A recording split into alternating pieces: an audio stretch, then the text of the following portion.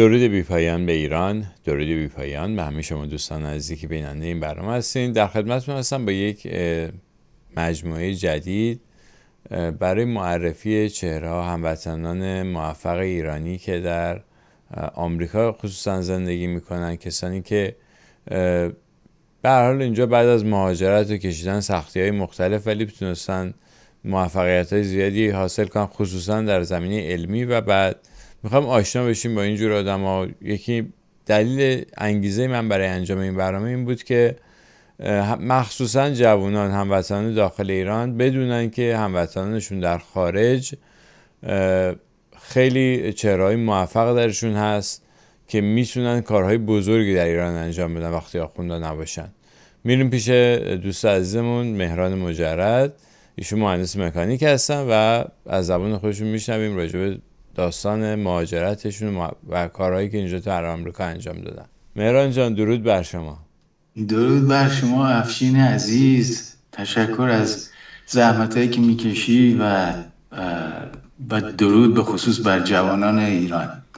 سپاسگزارم از اینکه دعوت برنامه رو قبول کردی، خیلی ممنون و ما گوش میکنیم به صحبتات راجع به اینکه خب شما کی اصلا اومدی آمریکا، یه ذره از ابتدا ما رو آشنا کن با داستان، با بخشی از داستان زندگیت و مخصوصا زندگی حرفه‌ایت. مرسی. بله حتما. والا من سال 1978 اوایل سپتامبر بود، سپتامبر 8 یا 7 امریکا اومدم. قبل از انقلاب بود که بعدش 4 ماه بعدش انقلاب شد. اومدم اینجا برای تحصیلات و دلیلش هم این بود که یه مقداری خب اوضاع ایران در اون موقع یکم متحول شده بود و مطمئن نبودیم آینده چی میشه و من اومدم اینجا. اولین کاری که کردم رفتم دانشگاه مریلند در کالج پارک مریلند و مشغول به اصطلاح رشته مورد علاقه خودم شدم که همون مهندسی مکانیک بود. و البته اینم بگم من قبل از اینکه بیام آمریکا هم در ایران امتحان کنکورم داده بودم، قبول شده بودم یکی از همون دانشگاه‌های توی خود ایران. ولی خب میگم به خاطر به اصطلاح اوضاعی که مطمئن نبودیم به کجا ختم میشه، خیلی البته این سرنوشت ما رو داشتن. من متولد آبادان هستم و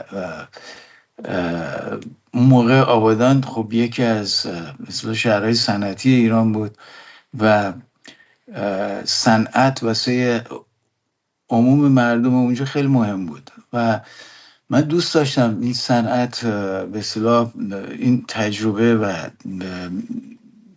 به اصطلاح علوم فنی رو خوب یاد بگیرم مثل بقیه کسایی که دور و برم بودن، پدرم و دیگران.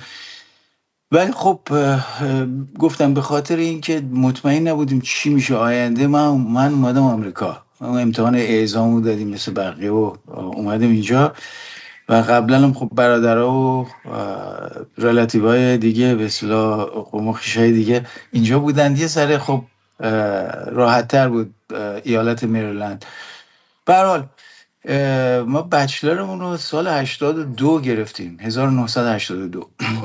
بعد شروع به کار کردم در رشته‌های فنی. مثل اولین کاری که گرفتم فکر کنم توی automated trains, rapid transit rail cars بهش میگن، که همون میشه قطارهای زیرزمینی به اصطلاح، که مترو میشه در فارسی فکر میکنم میشه مترو. و یه مقدار خوب آشنا شدم با به اصطلاح ترانسپورتیشن یا حمل و نقل که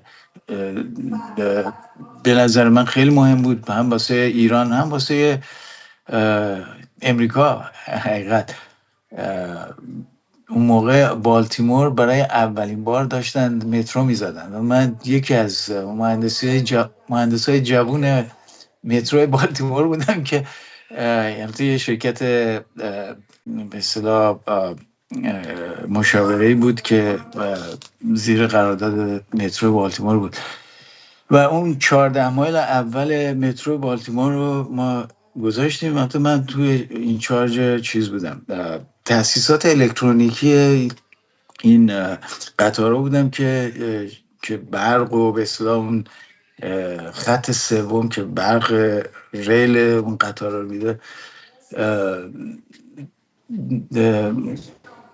دیزاین میشه طراحی کنم.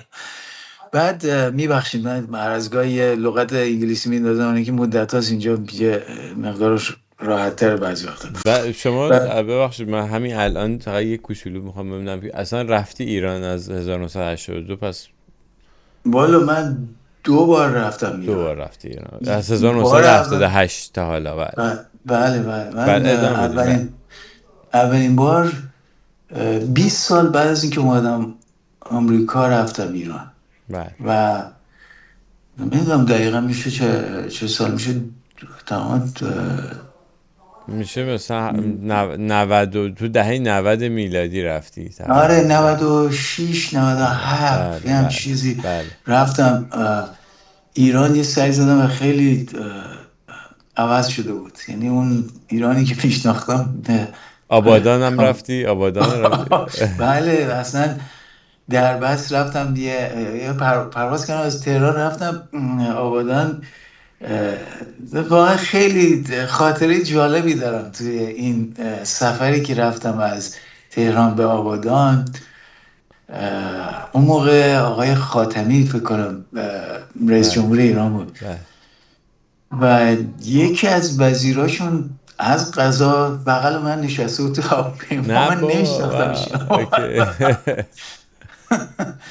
حالا شاید ایشون اگه این مصاحبه رو بشنون یادشون بیاد، آقای نوری بود، اسم کوچیکشون هم نمیدونم چیه، ولی من کارتش رو فکر کنم هنوز داشته باشم.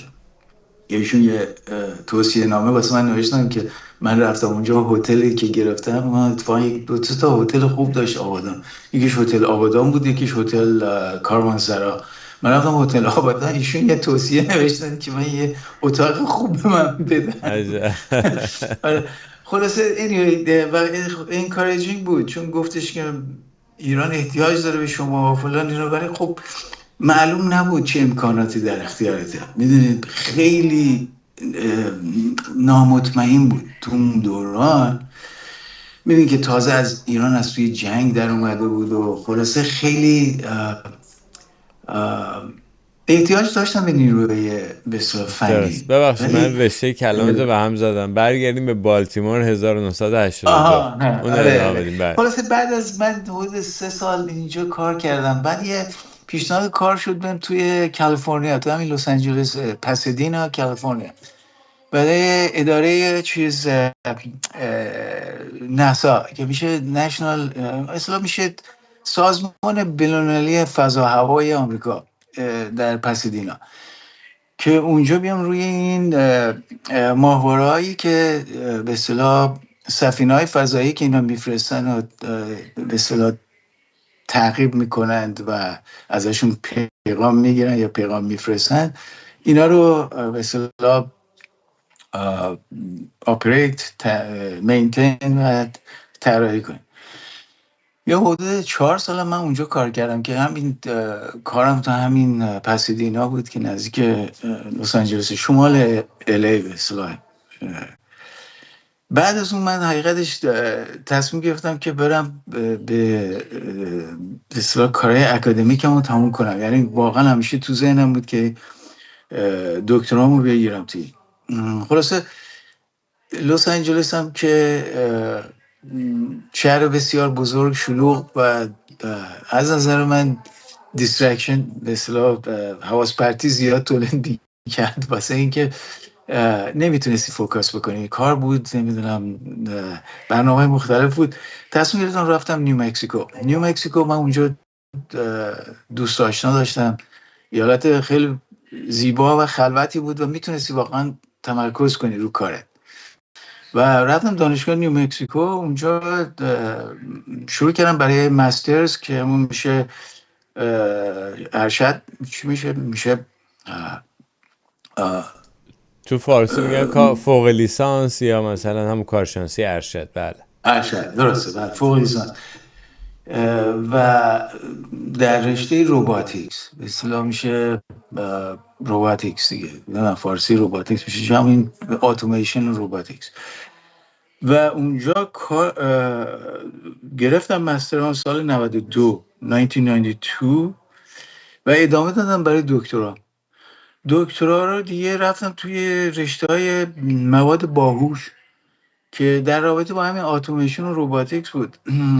ولی این مواد به اصطلاح موادی بودن که در مقابل تحریک خارج از چیزهای فارسیشو بگم، به اصطلاح الکترواکتیو متریال بودن. یعنی شما اگر یک ولتاژ یا یه نیروی الکتریسیتی بهشون میدادی، اینا تحرک مکانیکی میکردن، یا طولشون کوچیک میشد یا شروع میکردن به تحرک کردن. یعنی میشه گفتش که بیومولکول بودن، بیومولکول یعنی مولکولای زنده، مثل همین بیوشیمی بود تقریبا، فقط مصنوعیش بودن. اینا بهشون گفتیم الکترواکتیو پالیمر کامپوزیت. بدونید که بدن هم که به اصطلاح پروتئین ها همون پالیمرن، منتها پالیمرهای طبیعیه. درسته. ما اینا رو سینتتیکلی میساختیم و اتفاقا یه دونه پتنت هم از توش در اومد، یعنی یه ثبت در اومد که خیلی اشتیاق نشون دادن از سراسر آمریکا، بعدم دنیا.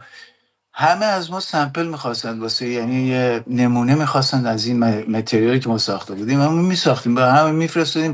یواشاش ما دیدن واقعا داره با کارهای اکادمیکم یه کمی درگیری پیدا کرده، چون نمیشه، وقت نمیکردیم که ما همین رو بسازیم، همین که بریم به اصطلاح تز دکترا رو بنویسیم. خلاصی یه شرکت من درست کردم سر همین، به نام Artificial Muscles R&D Inc. و یه سالی نه بیشتر 2 سال من تقریبا آف گرفتم از تموم کردن تزم، روی این کار کردم. بعد دیدم که نه، مثل این که موردهای مختلف داره، از به اصطلاح ایروسپیس، فضا هوا گرفته تا ترانسپورتیشن که همون حمل و نقل و اتوماتیو و به اصطلاح اتومبیل و این چیزها، تا بیومدیکال که همون پزشکی میشه، مهندسی پزشکی. و ما هیچ سمپل و چیزهای مختلف، پروتوتایپ، یعنی به اصطلاح نمونه میساختیم، از تمام این دم دستگاه میفرستادیم، یا اینکه دمو درست میکردیم و اینا رو وبسایتمون میذاشتیم و بیشتر ملت اشتیاق پیدا میکردن، میگفتن چیه این، و میخواستن واقعا اینو به اصطلاح نصب کنن توی سیستم‌های خودشون. حالا میتونست اتومبیل باشه، میتونست وسایل پزشکی باشه، میتونست چیزای فضا هوا باشه. به هر حال من 7 سال این شرکت دوم رو ران کردم که خیلی هم خوب بود. حتی دولت آمریکا هم البته به ما یه قراردادی داد که کار کنیم روی این چیزا و یه مدتی هم اونجا مشغول، اینا همه تو نیو مکزیکو بود. به هر حال تو این هول و هوش ما دکترامون هم تموم کردیم و بالاخره یه مدتی هم توی رشته‌های سمی کانداکتور که همون میشه مواد نیمه هادی، تولیدش تو نیو مکزیکو کار کردم. که بعد از اون دیگه رفتم یه پیشنهاد کار بهم شد توی ایندیاناپولیس ایندیانا که بیام برای شرکت داروسازی بزرگی به نام ایلای لیلی اند کمپانی. شاید بشناسید، یکی از بزرگترین تولید کننده های انسولین حداقل توی رشته دیابتیکس بودن، که ما به عنوان یه مهندس پزشکی هایر کردن، که استخدام کردن که برایشون از این دستگاه‌های رسانه‌ای دارو درست کنیم. مثل فرض کنید آتو اینجکتور که میشه اونایی که مثلا انجکت میکنن به طور اتوماتیک، یا پچ پامپ که این پمپایی هست که به بدن میچسبه ولی کوچیکه و اینا خودشون تزریق میکنه تو بدن دارو رو. به هر حال روی اینا کار کردم. به مدت 12 سال من واسه این شرکت لیلی توی ایندیاناپولیس کار کردم. بعد از اونم که دوباره یه پیشنهاد کار دیگه بهم شد توی همین لس آنجلس، یعنی برگشتم دوباره فول سیرکل تو اله برای شرکت داروسازی دیگه به نام امجن و اونجا شروع به کار کردم. 4 سال اونجا کار کردم تا اینکه خورد به کووید کووید 19 که بعدم دیگه واسه خودم اومدم شرکت کانسالتینگ. اون موقع دیگه عوض کردم به اصطلاح رشتم، رفتم تو انرژی. حالا چرا انرژی؟ والا من از دوران به اصطلاح لیسانسم که در دانشگاه مریلند بودم همیشه علاقه داشتم به انرژی. اولین پیپری هم که نوشتم یادمه تو سال به اصطلاح بهش میگن سینیور دیزاین انجینیرینگ، به اصطلاح ریسرچ کردم روی همین ساتلایت سولار پاور استیشن ها بود که اون موقع اصلا یه چیزی ناولی بود. یادتون اون موقع جیمی کارتر پرزیدنت آمریکا بود که البته بعدش شد ریگان، ولی تنها پرزیدنتی بود تو آمریکا که سولار پنل روی کاخ سفید گذاشت، که بعد که ریگان اومد اون سولار پنل رو اصلا دیسمنتل کرد، درش آورد و انداخت و گفت نه ما سولار پنل همین سلولای خورشیدی هست. بله ببخشید نه خواهش میگم. فقط قبلش که حالا میرسیم الان شما توضیح بدی، می‌خواستم ببینم اون شرکتی که درست کردی که بیومولکولا رو درست می‌کردین، مولکولای اونو خودت بود یا گروهی بودین که این کارو کردین؟ والا من خودم استبلیشش کردم، ولی بعد از اون مجبور شدم هایر کنم. ما 14 15 نفر شدیم، یعنی ولی خب روی همون تزم بود، یعنی اختراعی که دادیم و ثبت شد یه چیز یونیک، یعنی جدید بود، ناول بود، واقعا جدید بود، چون تا حالا نشده بود که شما یه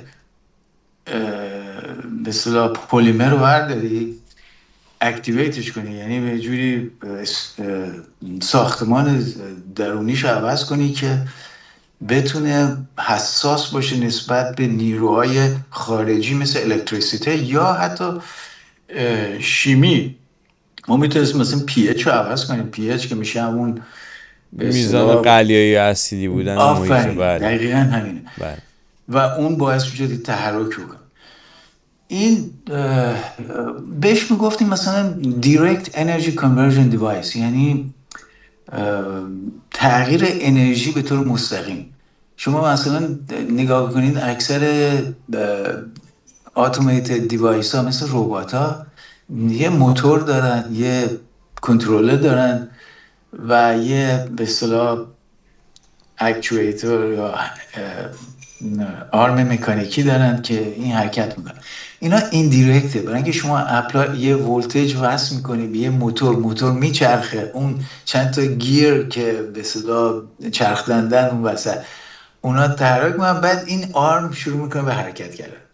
حالا این ماهیچه‌های مصنوعی چیکار میکنن؟ شما ولتاژی که اپلای میکنی مستقیم این آرم شروع به حرکت کردن، یعنی این فرقش بود. یه ذره خب افیشنسی، یعنی بازده بهتر بود. و یعنی چیزی هم ساختین که اینجوری داشت کار میکرد؟ بله. ما یه اسکلت کامل مثلا مدل اسکلت رو برداشته بودیم از این ماهیچه‌های مصنوعی که چندین فایبرهای مختلف داشت، با همین ماده‌ای که شما اختراع کردید. بله تار و پود بود که ما اینا رو به صورت فایبر باندل، یعنی یه مجموعه از این فیبرها رو با هم میذاشتیم و به اصطلاح الکترود داشت این ور اونورش که بعد برق که باز اپلای میکردیم این باعث میشد که این شرینک بکنه، کانترکت بکنه، مثل ماهیچه‌های دقیقاً ماهیچه. بله همینجوری بایسپ ترایسپ اینا همون مکانیزم داره. منتها خب انصافا در مقابله با بدن انسان خیلی بدن انسان به اصطلاح ماهیچه‌های طبیعی خیلی کامپلیکیتر و به اصطلاح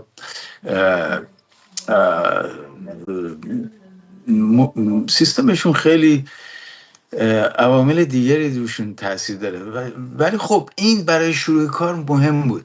ببینید بحث 1992 بگو من 92 فوق لیسانس گرفتم، تقریبا 2000 بالاخره دکترا گرفتم، ولی بین این دو تاریخ وقتی این اختراع شد اون موقع واقعا زود بود و ما داشتیم کسایی بودن که میمدن به عنوان به اصطلاح بهش میگفتند این فارسیش میشه اینایی که سرمایه گذارن میان اونجا مثلا به شما یه مقدار سرمایه میخوام بدن یه تکنولوژی رو به صورت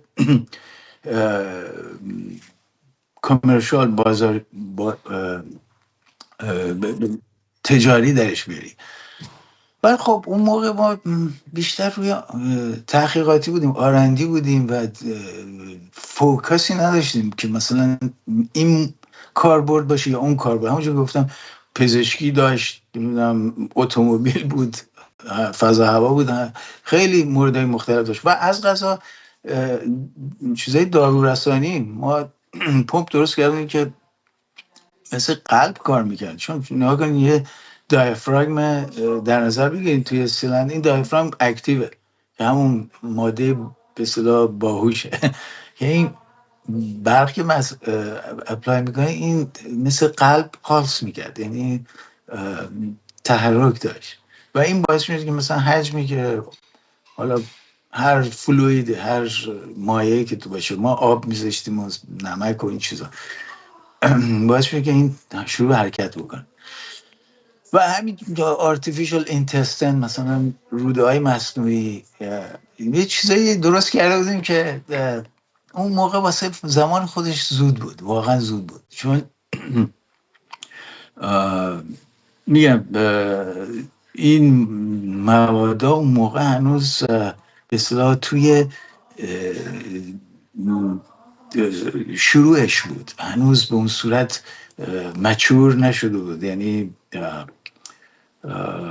برای ما تو این وسط دوتا هم کتاب به اصطلاح شریک مؤلفش شدیم رو همین آرتیفیشال ماسلز. یکشون پشت فکر کنم توی کتاب خونم و این مقدارم به هر حال مثل بقیه باید پابلیکیشن داشتیم، مثل نشریه دادیم بیرون اینا.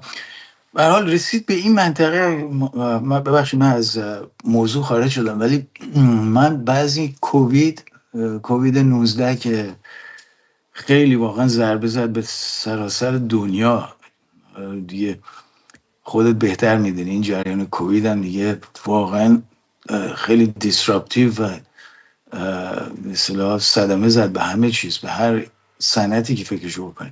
به هر حال ولی میتونم بگم خوب از یه لحاظ شد واسه من، چون باعث شد من تغییر برگردم به اون چیزایی که دوست داشتم که همون انرژی بود.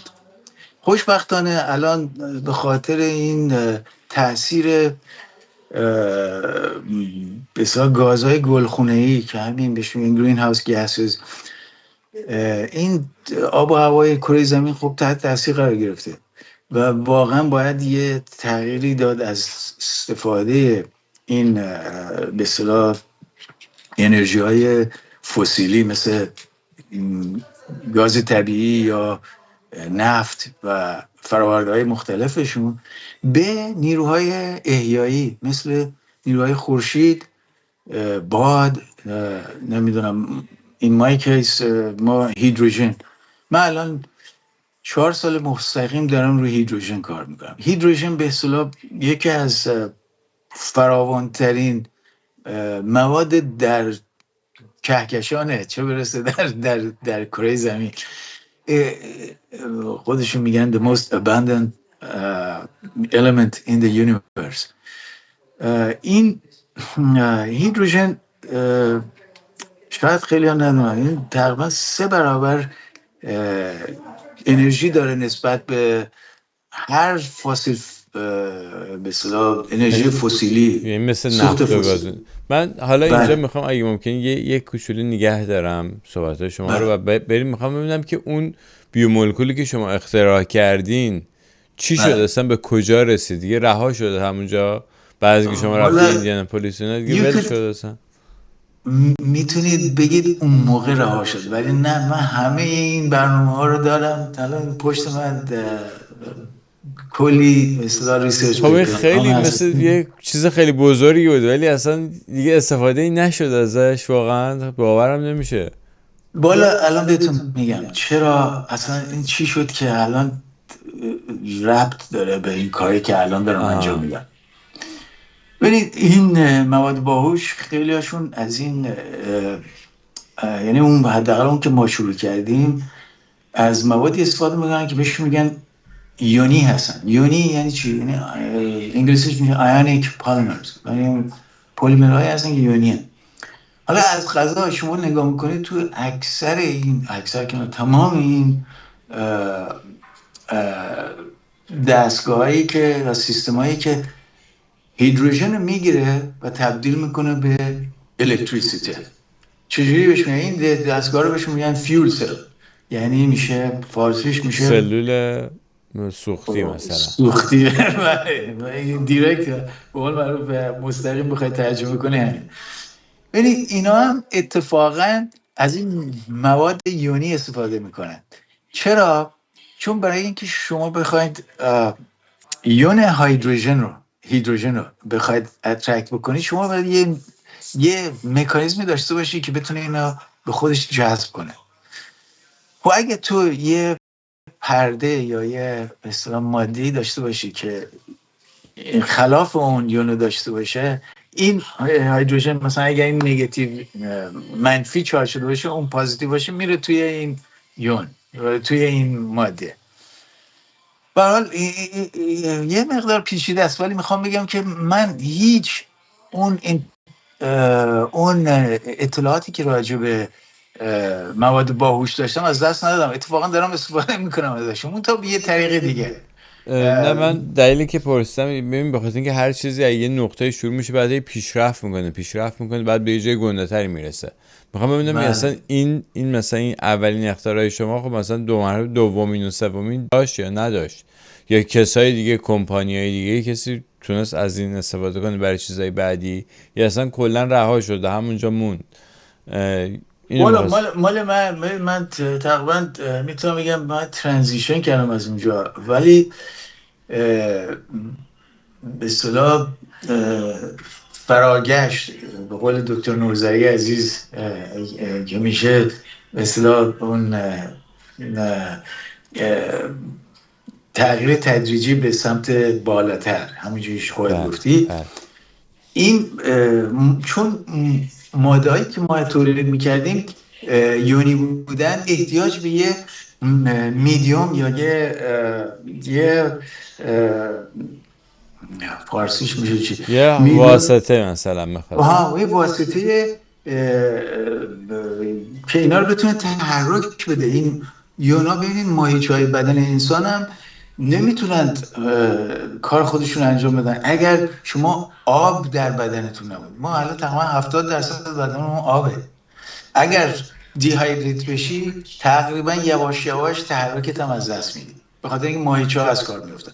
مال ما هم همینجوری بود. این باید مثلا در یه محیطی که یه کریر یه مثل آب درش بود، این باید اینا کار خودشون رو انجام میدادن.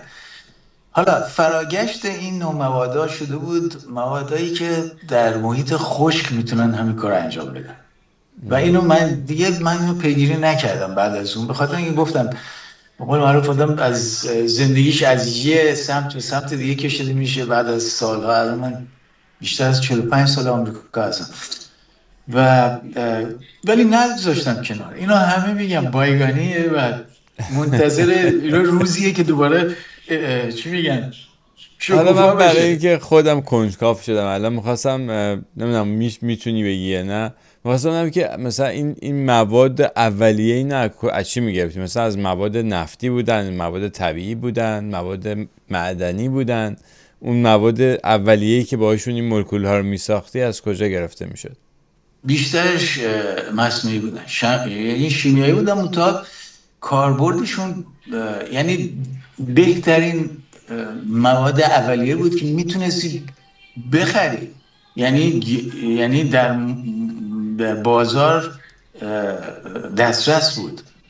وگرنه اگه خودت میخواستی بسازی، ببین من شیمی کمی بلدم به اندازه‌ای که خطرناک باشم، یعنی نه اینکه شیمیدان باشم. من مثلا به خاطر هم کار مواد باهوشم مجبور شدم پلیمر کمیستری تا حدی دنبال کنم و یاد بگیرم، البته نه اینکه برم اکادمیک بشم و دیگری بگیرم تو. شاید خودم مجبور شدم به خاطر تزم. ولی شما از اون چیزی که در دسترس استفاده میکنید، بعد ببینید چی کارش باید بکنید که این ماده تغییر ساختمانی بده که بتونه اون کاری که تو میخوای انجام بده. و اون بود که مثلا اون اختراعی بود که ما داشتیم، اون بود. گوش میکنید بله. که گفتم ثبتم شد ولی از دست نرفت. افشین جان میدونم این واقعا یه موضوع کنجکاویه من واسه اکثر دوستان کالگو که تعریف میکنم، چون شما هر وقت یه همچین ماده داشته باشید کاربرد زیاد داره و مختص یه رشته خاصی نیست. اینکه جالبیش این بود که این مواد نه تنها به عنوان یه متحرک میتونست استفاده کنیش، به عنوان یه نیروی حسی، سنسور میتونست استفاده کنی. یعنی شما اگه تحرکش میدادی یه ولتج هم از خودش میداد بیرون.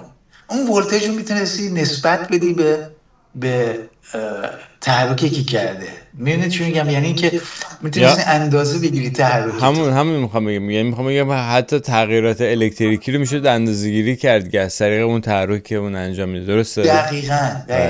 یعنی نه تنها کاربرد تحرکی داشت، کاربرد حسی هم داشت، یعنی سنس هم میتونست بود. بله. به هر حال این واقعا دو تا رشته که کاربردش مهمه، حالا در هر رشته خاصی. برای این نرفت از بین. میگم الان توی رشته انرژی که من واقعا خوشحالم توی این رشته، من اینکه ببینید هیدروژن یکی از تمیزترین به اصطلاح ساختارهای تولید انرژیه. حالا الان انرژی که بهترین راه برای به اصطلاح استفاده روزمره مردم و صنعت برقه. خب اگر شما بتونید این دوتا رو، هیدروژن و برق رو به هم یه جوری رابطه بدید، ایدئاله. حالا چطوری رابطه میدید؟ هیدروژن رو میاری و با این هوایی که هست، البته اکسیژنش استفاده میکنی، اینو در یک دستگاه خاصی به نام فیول سل به اصطلاح ریاکت میکنی و ازش میتونی برق تولید کنی. البته بازده اکثر این فیول سل ها بین حدوداً 30 تا 60%. بگو حالا اوریج 50%. 45-50%. این بازم خودش خیلی خوبه. یعنی اینکه شما من ببخشید قبل از اینکه اینو توضیح بدیم، من فقط میخوام برای اینکه بینندگانمون بهتر متوجه بشن، ببینید ما میتونیم از نفت رو تبدیل به برق میکنیم توسط مثلا یک نیروگاه. میبرن مثلا نفت رو حالا میسوزونن که مثلا یه توربینی رو حرکت بدن باش، بعد از اون توربینه برق میگیرن. حالا شما میخوای مستقیم از هیدروژن برق بگیری به وسیله باز یه جور مثلا یه وسیله‌ای که داری شما طراحی میکنی و درست میکنی که هیدروژن از این ور بدی از اون ور بتونی ازش برق بگیری. خب این آلودگی هم تولید نمیکنه دیگه مثلا دی اکسید کربن این چیزا تولید نمیکنه. دقیقاً توی پوینت. ببین آلودگیش که آلودگی نیست. وقتی شما با هیدروژن برق تولید میکنی، بازده آخرش که میمونه آبه. یعنی H2O بهش میگفتیم. باز مرتبه چیزی که احتیاج داریم. جالبیش اینه که خیلی هم خالصه. یعنی شما میتونید بخوری این آبو، میتونید بنوشی. پس مهران جان ما اینا شو بچه آبادانی، این هم ما نفت داریم، میخوای اینا رو بذاری کنار اصلا بریم از آقای نه ببین افشین جان، خیلی نکته مهمی گفتی. ببینید یکی از مشکلایی که ما داریم الان تو خود آمریکا، خب الان ببین پرزیدنت الان آمریکا، ما تاکیم 2025، یکی از شعاراش اینه که دریل بیبی دریل بیبی. یعنی چی؟ یعنی که بریم بیشتر نفت استخراج کنیم. درست؟ خب ببین این توی بسیار پشت سر این چیزها رو میشنوی، از یه طرف هم میدونی که بابا این آب و هوای کره زمین الان تحت تاثیر استفاده از این سوختهای فسیلی شده، باید یه کاری کرد راجبش. درست؟ حالا چطور شما کارتو میبرید جلو علی رغم تمام این تبلیغات ضد مثلا سوختای احیایی مثل هیدروژن یا مثلا خورشیدی، بادی، نمیدونم حتی نیروهای هیدروالکتریک همیشه همون سدسازی که برق رو از توربینای آبی میگیرند و مثلا ژنراتور. این یه مشکلیه واقعا. من همین الان که گفتی ایران یا خود آبادان بزرگترین تولید کننده به اصطلاح مواد نفتی و گازی و این چیزا و پتروشیمی و اینا، واقعا درست میگه اینا. و خب با دوی با دد این چیکارش میخوای بکنی؟ من یه توضیح کوچیکی ببخشید میون کلمه دایی میام. ببینید به نظر من عقب مونده ترین نوع استفاده از نفت سوزوندنشه. نفت خیلی کارهای دیگه میشه باش کرد و خیلی استفاده هایی بهتر. و بعدم تازه اینم یادمون باشه که این به اصطلاح بنزین و گازوئیلی که ما امروز داریم استفاده میکنیم یا حتی اون نفت چراغ یا کراسین، اینا چیزیه که مثلا 120 سال پیش از نفت میگرفتن و این مطمئنا میشه سوختای بهتر و مفیدتری گرفت پیدا از این نفت در آورد که هیچ همونجا مونده. این 120 ساله در این زمینه هیچ پیشرفتی به نظر من دست کمپانیای نفتی بوده نذاشتن این اتفاق بیفته. یعنی خیلی ساده بهت بگم، مثلا این کشوری مثل عراق یا حتی ایران خودمون در این زمینه خیلی عقب افتاده است، در زمینه پالایش نفت، در زمینه پتروشیمی. عراق که اصلا نداره. حالا عربستان باز دو مرتبه تکنولوژی در اندازه‌ای داره که باز مثلا کمپانیای بزرگ نفتی خواستن داشته باشه. به نظر من جا داره که خیلی استفاده‌ای بهتری بشه از نفت. ولی خب در مورد سوخت که تا مثلا میگی نفت، همه میره ذهنشون رو سوخت. خب اینو اگه بشه مثلا با همین این چیزایی که شما میگید مثلا جایگزین کرد، خب میشه از اون نفت استفاده‌های خیلی بهتری انجام داد یا کامپیت بکنن با هم حداقل. بله درست، کاملا درست میفهمید. این من الان این مقاومتی که میگی فقط تو ایران نیست. ایران که خب به قول معروف نشستیم روی یه منبع بزرگ سوخت فسیلی، گاز، نفت و منابع دیگه و راحت ترین کار اینه که فقط همونو بگیری استفادهش بکنی به صورت همون 130 سال پیشی که گفتی و یا بفروشیش تو بازار آزاد. ولی واقعیتش اینه که به سلامت یک مردم از همه چیز مهمتره به نظر من. و شما اگر یک خاک، آب، هوای خودتو آلوده بکنی، آخرش به خودت صدمه میزنی. من واقعا به این نتیجه رسیدم چون دیدم الان نسل جدید اکثرا مشکلای آزما دارن، آزما تنفسی دارن، نمیدونم مشکلای به اصطلاح all kinds of بهش میگن تورم یا inflammatory disease، چیش میگن بیماری های اینفلامیشن دارن. اول اینا همه باعث به خاطر محیط زیسته. محیط زیست رو خراب بکنی روی سلامت تاثیر مستقیم داره. خب این یه اینسنتیویه، یه واقعا باید یه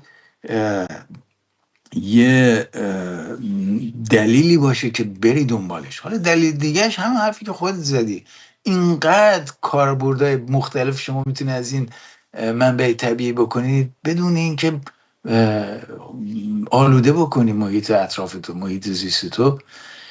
و متاسفانه میگم باید این مشکل اینجا هم داریم با این پرافیت موتیو که گفتی، به اصطلاح نگاه و سوی به یعنی فقط سودو ببینن، فقط چقدر ازش دلار میاد بیرون. دقیقا اینجا هم هست. خب اینجا که mother of all سود اینجا مثلا to your point من این پیشنهادش دادم به دولت نیو مکزیکو. اینجا میدونی که ایالت‌ها خود میدونی همه مستقلن یعنی. ولی خب ببینید مثلا ایالات مکزیکو خیلی گاز طبیعی تولید میکنه.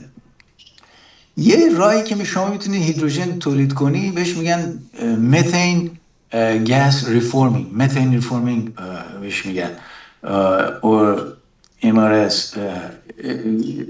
این به اصطلاح با حرارت بالا و کاتالیست میتونی شما از متان که همون گاز طبیعی باشه هیدروژن اکسترکت کنی، هیدروژن بکشی بیرون. اوکی. حالا خب ممکنه بگی که برای این کار انرژی لازم داری، چون باید هیت بکنی، گرم بکنی و به یه درجه خاصی برسی، کاتالیست احتیاج داره اینا. بله درسته، ولی خب اون هیت رو تو میتونی از رینیوبل انرژی استفاده کنی، یعنی انرژی احیایی تولید کنی. حالا ببینید به اصطلاح انتخاب زیاد داری. خب یعنی مثلا به جای اینکه متان رو بسوزونیش اگه اینجوری استفاده کنی انرژی بیشتری به دست میاری، شما یه همچین سیستمی داری درست میکنی. اوکی. هیدروژنش رو بکشی بیرون. البته من درست نکردم، این بهش میگن باش پروسس، این جرمن ها اولین بار اختراع کردن، ولی الان it's the most common، یعنی بسیار الان بزرگترین راهی که هیدروژن رو اکسترکت میکنن متاسفانه ایزان متن ریفورمینگ و it's not green، یعنی سبز نیست این راهی که میکنن، چون فاسیل فیول استفاده میکنن، متن رو ریفورمش میکنن. میدونید چون یعنی حرارتی که تولید میکنن از سوزوندن مثلا نفت یا گاز طبیعیه. برحال انتخاب زیاد داری که سوختهای فسیلی رو تبدیل به هیدروژن تمیز بکنی، هیدروژن تمیز رو برداری و برق ازش تولید کنی. این یه راهشه. حالا یه راه دیگه هم برای تولید هیدروژن که ما میکنیم همین الکترولیسیس. الکترولیسیس که مثلا میشه تجزیه آب به هیدروژن و اکسیژن. این که آب 2 هیدروژن اتم یه دونه اکسیژن. اینم یه راهشه. بازم الکترولیسیس که همون الکترولیز خودمونه، اینم احتیاج نیست که برقی که احتیاج داری که الکترودات رو به اصطلاح انرژایز بکنی حتما از گرید بگیری، میتونی از همون سلولای خورشیدی سولار پنل بگیری. به هر حال میگم متاسفانه به خاطر همین چیزی که گفتی سودجویی، این نوع سیستم ها رو اینجا خوب تشویق نمیکنن یا حداقل زمینه براشون کم هست، مگر اینکه سرمایه زیادی داشته باشی بتونی اینا رو سریع بشوری. ببین الان توی چین مثال بسیار خوبیه، اینا نه تنها توی هیدروژن پیشرفت زیاد کردن، تا همین سلولای خورشیدی الان بزرگترین صادرکننده سلولای خورشیدی چینه، به خود آمریکا حتی. به یه حدی رسیده که همین آقای ترامپ گفته که من 150% طرف که هم میشه گمرکی میذارم روی واردات چین اگه بخواین از اونجا بیاریم. خب ببینید این مشکلات رو ایجاد میکنن که به اصطلاح این علم انرژی سبز کند میشه پیشرفتش. میدونید چی میگم؟ و ایران اصلا نمیدونم چطوری بگم، این آسمانی این پتانسیلی که داره توی این زمینه، آسمانی. یعنی اول دکتر نوذری میگه که ما یه بخش کوچیک فقط این به اصطلاح درآمد و تولیدی که میتونیم بکنیم از منابع زیرزمینی طبیعیمونه مثل نفت و گاز، چیزهای دیگه هم داریم، ولی فقط همون کوچیکی که میگه دکتر نوذری اینقدر پتانسیل داره برای همین تولید انرژی های احیایی مثل هیدروژن که بعد به برق تبدیل میشه. متاسفانه به قول معروف مکانیزمی که این اتفاق بیفته خیلی سخته و احتیاج به سرمایه‌گذاری، احتیاج به حمایت دولتی داره، احتیاج به نمیدونم حالا گردهمایی نخبه ها داره که بیان و اینا راکت ساینس نیست. ما یه زمان واسه ناسا کار میکردیم، شما ذهن و فکر تو بذاری رو هر مسئله‌ای میتونی ببریش جلو، به شرطی که اون اراده و تصمیم پشتش باشه. بله. میخوام ببینم اون چیزی که شما برای اون سلول انرژیزا یا انرژیزایی که شما طراحی کردین تا چه حد جلو رفته و مثلا چه مقدار، چند درصد بازدهیش چجوریه اون چیزی که شما طراحی کردین و دارین، یا مثلا چقدر سرمایه لازمه برای اینکه این مثلا به بهره دهی برسه؟ اینا رو اگه ممکن بهمون توضیح بده. بله. بالا ببینید برای کاری که ما میکنیم خیلی راحت بهتون میگم. مثلا فرض کنید یه هیدروژن فیول استیشن، مثل فرض کنید پمپ نفت یا ببخشید پمپ بنزین که شما در نظر بگیرید، یا پمپ گاز طبیعی. الان تو ایران خیلی از ماشینا روی گاز طبیعی ران میکنن، یعنی انجین موتورشون گاز طبیعی میسوزونن.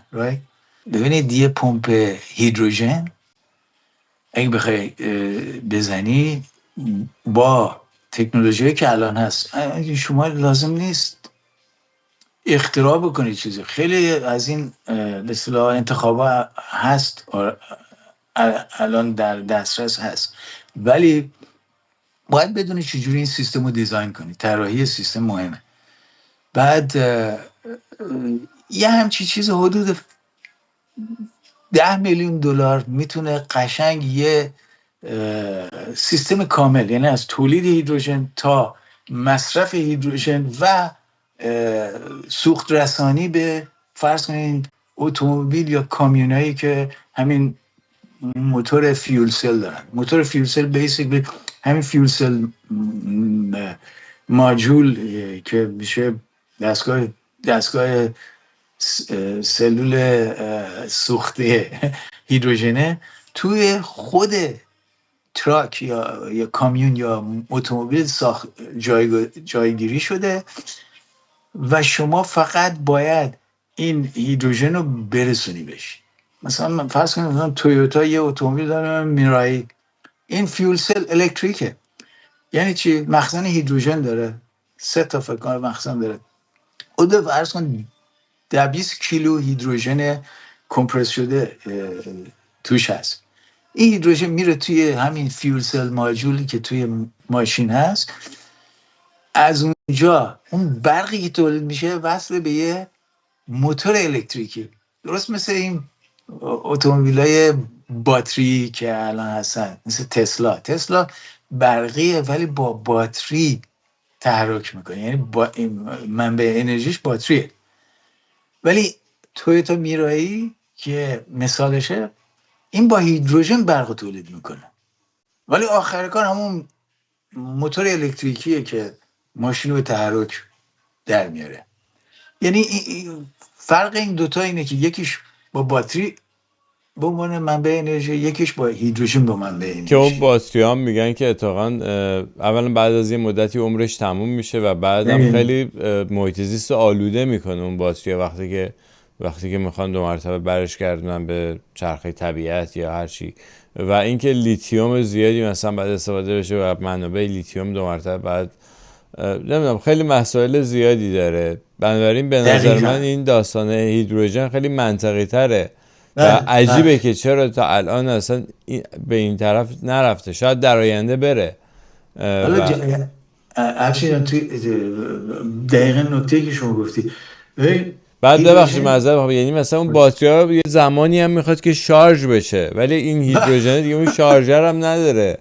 بسیار نکته خوبی گفتی. ببین الان یه پارادایمی که وجود داره که چرا ملت به اصطلاح یه ذره مکس میکنن برای اینکه برن ماشینای برقی بگیرن، میگن که آقا مگر ما وقتمون رو از کجا آوردیم که بریم نیم ساعت 1 ساعت بشینیم توی ماشین که این ماشین باتریاش چارج بشه، بعد راه بیفتیم میره به کار زندگیمون برسیم. و این واقعا یه نکته خوبیه. و نکته دیگهش اینه که اینا بازدهشون افت میکنه بعد از چند سال. ببین من خودم یه ماشین برقی دارم. این از اون موقعی که به اصطلاح اون به اصطلاح برده که روی چیزش نوشته بود داشت، الان حدوداً 40 مایل که میشه 70 کیلومتر افت کرده از اون مقدار طول مسافتی که میتونست بره. دقیقا یعنی که شما میگی. یکی دیگه هم همین که استخراج کردن لیتیوم و کدمیوم و نیکل، اینا همه احتیاج به مواد گرما، چون گرین هاوس گس داره، همون فاسیل فیول، اصطلاح سوخته فسیلی داره و به محیط زیست صدمه میزنه. دقیقا درست میگه. حالا یه ادوانتیج دیگه، یه چیز دیگه که هیدروژن داره، هیدروژن به طور طبیعی زیر زمین هم هست، بهش میگن گولد هیدروژن یا هیدروژن طلایی. برای این شما میتونی هیدروژن رو استخراج کنی. جای خاصی هست، همین کره زمین، کشورهای مختلف، ایران هم دارن، 100% داره که شما میتونی، این به خاطر فشارهای زیاد اون به اصطلاح ترپ شده، گیر کرده اون زیر، مثل گازهای طبیعی و البته با خود گاز طبیعی اینا میکس هم، ولی میتونی اینا به اصطلاح جدا کنی اصلا. این هست. اینم یه راه دیگه اگه واقعا ما میخوایم فقط استخراج کنیم، اون انتخابم هست. ولی به نظر من آب همه جای دنیا هست، حتی ایران خودمون که سرزمین خشک و بیابانیه، ولی خب به هر حال در جنوبمون خلیج فارس و دریای عمان رو داریم، در شمالمون خزر رو داریم و آخر رودخانه‌های بزرگ هم داریم، کارون، کرخه، بسیار هم. میشه این آبای زیرزمینی و اکوافر داریم به اصطلاح زیر زمین، تمام اینا میتونی ازش تپ بکنی، اون آب رو تجزیه کنی، هیدروژنش رو بگیر و نمیدونم دیگه چی بگم. و من بعد از اینکه این هیدروژن سوخته میشه باز دو مرتبه آب برمیگرده، درسته؟ برمیگرده. بله. آب میتونی استفاده کنی. بعد موقع مثلا از چقدر آب چقدر هیدروژن میشه گرفت؟ اینا میتونی به اون بگی؟ بله 50% میتونی بگی. یعنی شما 2 برابر آب احتیاج داری حداقل برای اینکه مقدار هیدروژنی که میخوای استفاده کنی ازش بگیری. ولی اشکال نداره، چون میگم آخر کار شما وقتی تبدیل میکنی به برق، اینو اون آب دوباره تولید میشه. حالا این آب میتونه به صورت بخارش باشه که البته هست تو این فیول سل انجینا، گرم هستن، یه مقداری به صورت ویپر، یعنی بخار آب میاد بیرون. ولی خب این خیلی خوبه. مثلا فرض کنید شما اگه توی محیط بیابونی زندگی کنید، بعد نیست یه مقدارم هیومیدیفای بکنی هوا رو، اشکال نداره. یه مقدار به اصطلاح به رطوبت اضافه کنی، حالا یا اون رطوبت رو تبدیل به مایع خود آب بکنی که بتونی استفاده ازش بکنی. ولی نقطه کلیدیش میشه اون سلوله، اون سلولی که قرار هیدروژن رو تبدیل به برق بکنه. اون سلول رو شما گفتین که مثلا شما طراحی کردین، دارین همچین چیزی، طرحش لااقل دارین، درسته؟ مفشی جان بهتون بگم، من فیول سل اختراع نکردم. فیول سل has been around. ببینید فکر کنید به این شهر توکیو، اوکی، سال 1971 بزرگترین به اصطلاح نیروگاه برقش، حدس بزن چی بود؟ فیول سل. به اینا از اون موقع داشتن تولید میکردن، اوکی، به یه حدی این به اصطلاح مچور یا شده این تکنولوژی واسه اینا که الان شما چندین انتخاب مختلف روی نوع فیول سل داری. مثلا جایی هست الکلاین، نمیدونم یکیش سولید اکساید، پروتون اکسچنج ممبرین یا هم پم بهش میگن پی یا انایون اکسچنج ممبرین. اینقدر و دیگه این جدیداش که اصلا متال هایدراید بهش میگن سالید استیت، اینقدر هست و من که نمیتونم ادعای اختراع هیچ کنم اینا رو کنم، ولی ببینید همین که بدونید این اطلاعش داشته باشه که چجور کجا اون انتخاب صحیح رو به اصطلاح نصب بکنی، اون خیلی مهمه. و چون این هنوز در حتی تو خود آمریکا اینقدر به اصطلاح عادی نشده تولید برق از هیدروژن، اینه که با این وجود که هیدروژن درست موازیه، in parity with با همین بنزین. چجوری شما فیول میریزید 5 دقیقه حالا 10 دقیقه بستگی داره چرا تانک بنزینت خالی باشه، بنزین تو پر میکنی و ادامه میدی به حرکتت. هیدروژن هم همینه، زمانی نمیبره تا شما تانک تو پر کنی، درست مثل یعنی موازیه. ولی جلوتر گفت دیگه اون ماشین اون تویوتایی که مثلا پمپای میرایی بله 20 لیتر مثلا هیدروژن مایع یا هیدروژن، این هیدروژن این میخوام ببینم مثلا اون 20 لیتر هیدروژن چقدر مثلا راه میبره اون ماشین رو. بله این بهترین راهی که میشه گفت هیدروژن تقریبا شما 1 کیلوگرمه هیدروژن، حالا میتونی کمپرسش بکنی مایعش کنی 1 کیلوگرمش که حدوداً اون در اوریج برای ماشینای سواری به عنوان میانگین 70 مایل میشه 100 کیلومتر بهت رنج میده. خیلی خوبه که خیلی منطقی تر و ارزون تر از مثلا بنزین و اینا. بله متاسفانه بزرگترین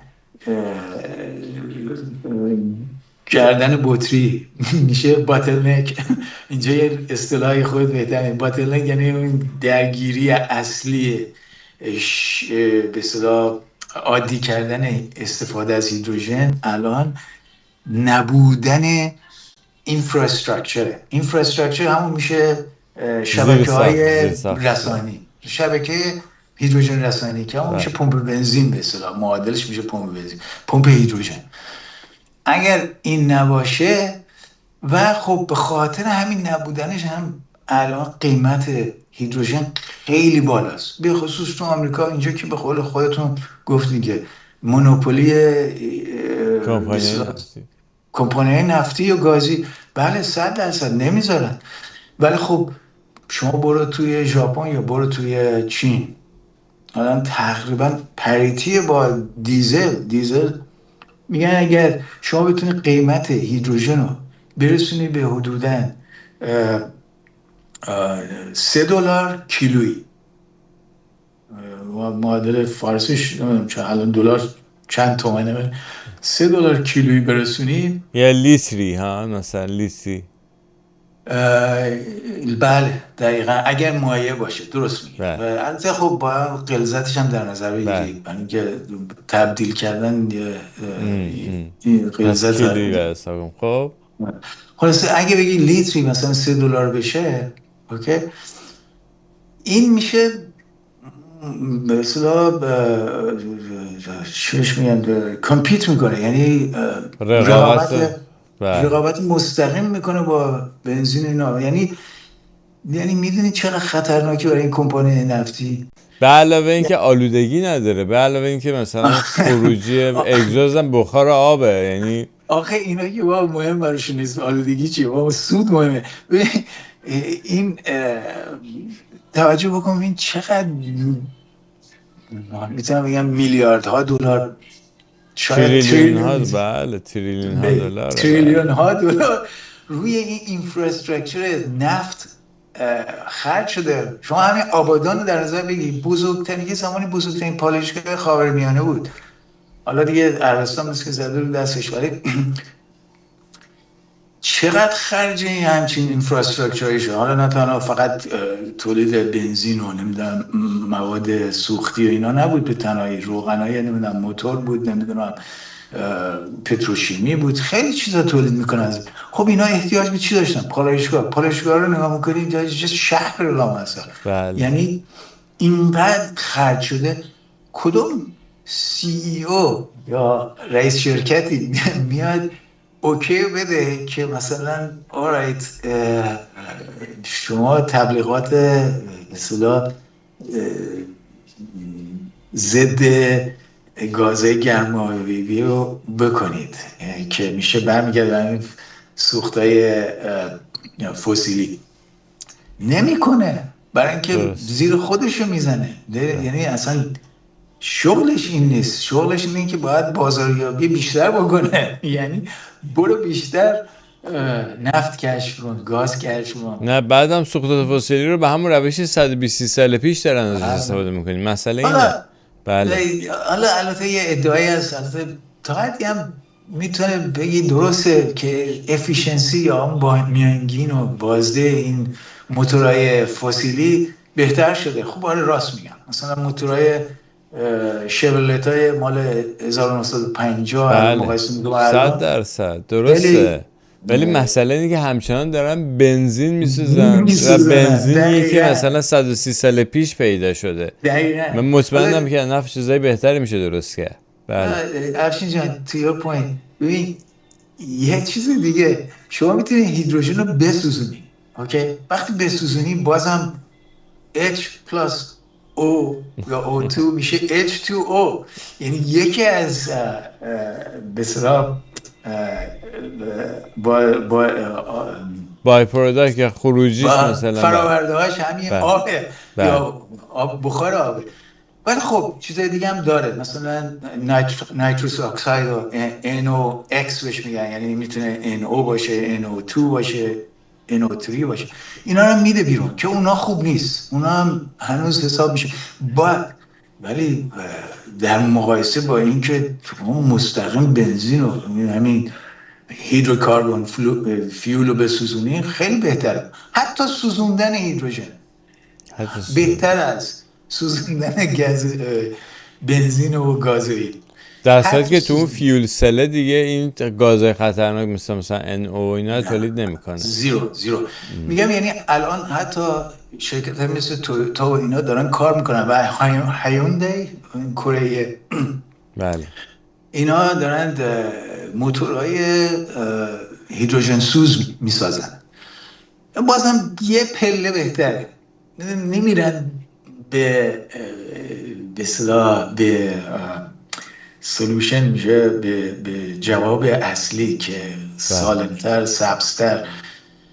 ولی خب به عنوان یه مرحله وسطی میرن روی اونو میخوان تولید کنن. اینم بازم به خاطر چی؟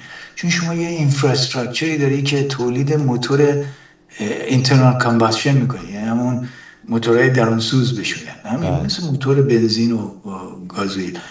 خب اینو میخوای چیکار کنی؟ شما بیلیون ها دلار ریختی سر این اینفراستراکچر. باید یه استفاده از خب یه راهش اینه که یه تغییرات جزئی میدی توش که بتونه هیدروژن رو بسوزونه به جای اینکه بنزین رو بسوزونه. درسته. بازم اینم بهتر از هیچیه، ولی خب آخرش اون جواب اصلی که صحبتش کردیم، یعنی جواب اصلی همون میرسیم به فیول سل. بله خیلی خب مهران جون، ما صحبتمون ذره طولانی شد. مثلا خواهش می‌کنم رسیدیم به بعد از کووید. حالا میخوام اینم اگه ممکن داستانش رو تموم کنم برامون که خب الان کمپانی شما داره چیکار میکنه؟ والا ما بیشترش مشاوره بود. یه قراردادی داریم با به اصطلاح میشه خود ایالت کالیفرنیا که یه دونه از این به اصطلاح fully self-contained بهش میگن، یعنی complete سیستم، یه سیستم کامل تولید و به اصطلاح استوریج و ریفیول برای اتومبیل و کامیون. بیشترش این واسه کامیونای بزرگ هیوی دیوتی بهش میگن، مثلا 18 چرخ یا 10 چرخ، اینا که به اصطلاح مواد حمل میکنن سراسر کشور فرض کن. چون اینا هم خب به هر حال بهش میگن essential industry برای حمل و نقل غذا، فود، یا نمیدونم موادی که مهمه برسونی به شهرهای بزرگ. این کارمونه. ولی واقعیتش بخوای ببینیم ما الان میتونیم خیلی بیشتر از اینا کار کنیم. این به اصطلاح یکی از کوچکترین به اصطلاح استیشن هایی که ما میتونیم بزنیم ولی خب بازم به نحو خودش این میشه بازم توی کاتگوری مثلا طبقه بندی میدیوم اسکیل یا میشه متوسط تولید هیدروژن و استوریج و تبدیلش به ریفیول کردن چیز کامیونا خواهد بود. ولی شما میتونید اینو تصور کنید، این میتونه مثل یه شبکه بشه، تقریبا مثل تمام پمپ بنزین‌های دیگه پمپ هیدروژن باشه سراسر اول کالیفرنیا و بعد ایالت‌های دیگه. این خیلی راحت میتونه به اصطلاح اکستراپولیت پخش بشه به بقیه چیزا، مصرف‌های دیگه، جایی که میتونن. خب بسیار عالی مهران جان، خیلی استفاده کردیم، خیلی بحث جالبی بود و امیدوارم که بازم بتونیم ادامه بدیم بحث و بعد دوستان دیگه هم مثل خودتو پیدا کنیم و همینجوری معرفی کنیم به جامعه ایرانی و بدون جامعه ایرانی که یه همچین آدمایی هستن که به ایران هم علاقه دارن و ذهنشون هم فعاله، میتونن یه کارهای عجیب غریبی هم کردن، کارهای مفید خوب انجام میدن و پتانسیل دارن، میتونن این علم و این تکنولوژی رو بیارن به ایران عزیزمون. سپاسگزارم ازت. سپاس، درود بر شما، متشکرم از فرصتی که دارید. قربونت برم. مرسی. تا بعد. بدرود.